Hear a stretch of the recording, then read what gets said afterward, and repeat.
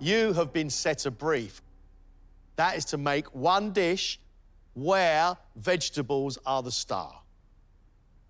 It doesn't have to be vegan or vegetarian, but it must showcase the veg. That brief was set by none other than food writer and restaurant critic Grace Dent. And she will be coming in to taste and judge your dishes. You are all cooking for a place in Knockout Week.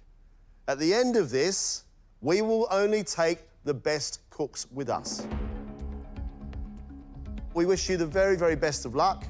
One great plate of food in 90 minutes.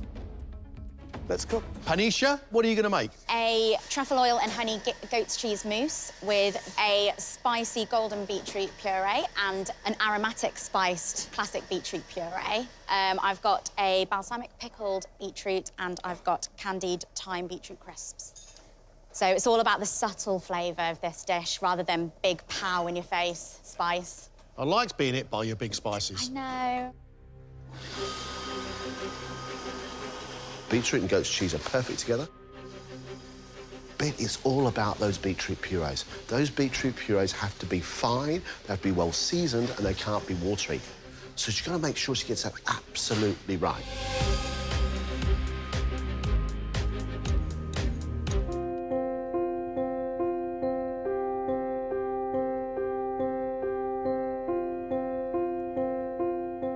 Paediatric nurse Panisha has made a goat's cheese, honey and truffle mousse with a golden beetroot and chili puree, red beetroot and cinnamon puree, balsamic pickled beetroot, and beetroot and thyme crisps.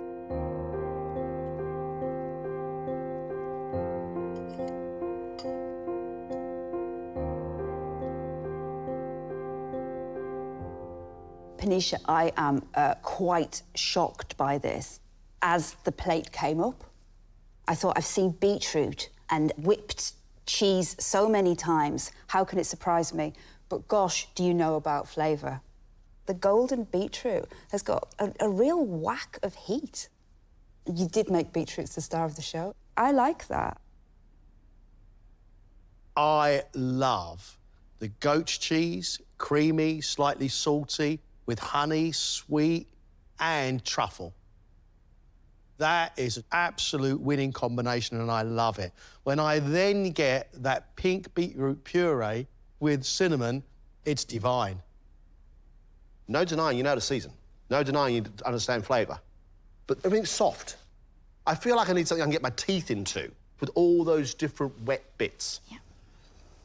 This is actually wonderful, but maybe next time bring us a bread roll.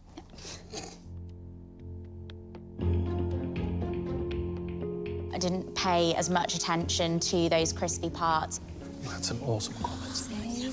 Yeah, I think it's basically what made me positive. Actually, I had a bit of toast on the side. I should have just cut that up and served it with it. That sounds like what they wanted. Irini is staying true to her roots, the food that she loves, the food of Greece. She's taking a classic stuffado, a stew, usually with some meat, but instead of meat, Irini's using chestnuts. She's serving that with a fava puree.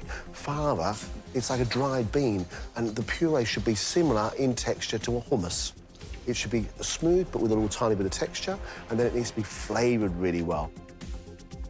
My concern right now is how do you serve a stew as wet as stuffado with a puree like fava on a plate and make it look fantastic. But to be fair, if anybody can, Irini can.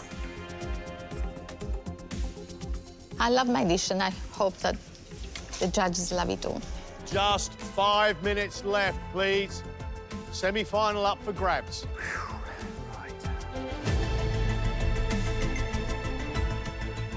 I've tried the flavors so far and everything has worked the way I wanted to. Time's up. Stop, please. Irini, would you like to bring your plate here, please? Irini's stuffado stew is made with sun-dried tomatoes, shallots and chestnuts, served with Santorini fava pea and truffle puree, charred spring onions, pickled mushrooms, Brussels sprouts, a balsamic reduction and truffle shavings. This plate looks beautiful. This combination of color, it's very appetizing, so well done for that.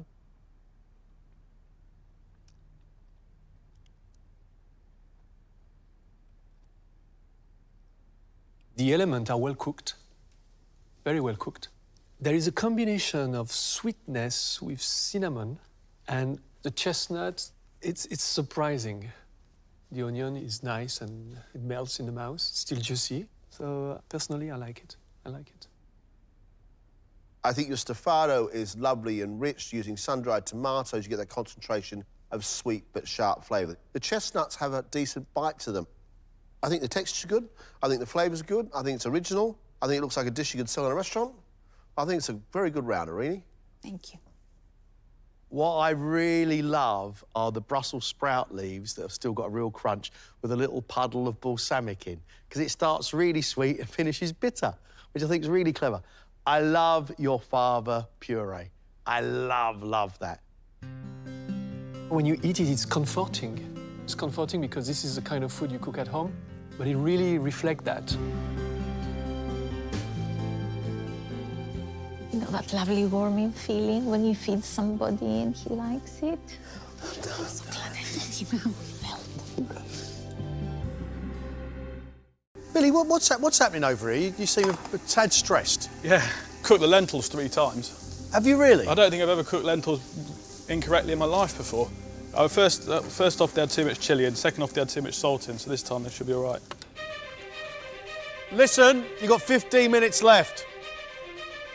On track. I hope. I'm just waiting for that to rest. Middles for diddles.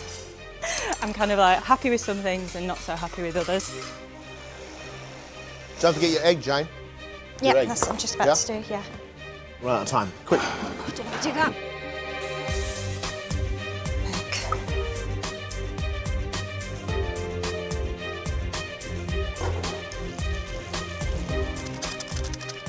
I've got a plate up there, haven't I? If you can find some space. 5 minutes on the dot.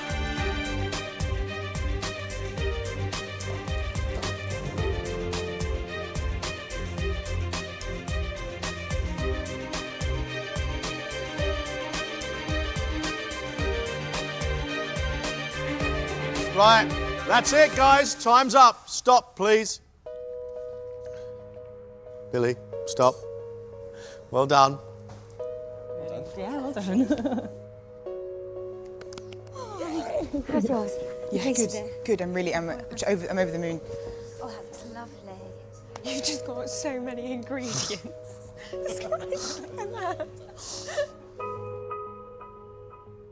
Right, all the duck breasts are cooked. Now let me introduce you to the food critic that's going to taste your food, Jay Rayner.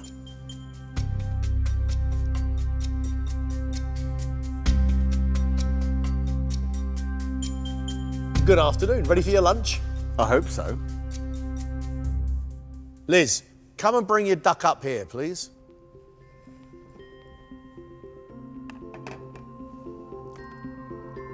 Company director Liz has made pan-fried duck breast with roasted butternut squash and ginger puree, rolled purple carrots, parmentier potatoes, leeks, bok choy, and a 5-spice sauce. I absolutely love it. I love your modern presentation.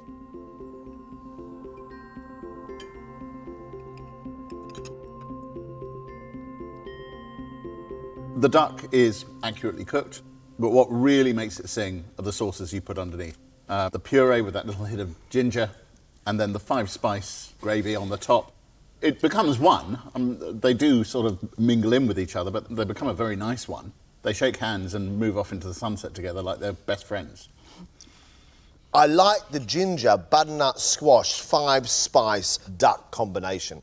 I like the leek potato combination. But when I try to put those two together, I'm a little bit confused.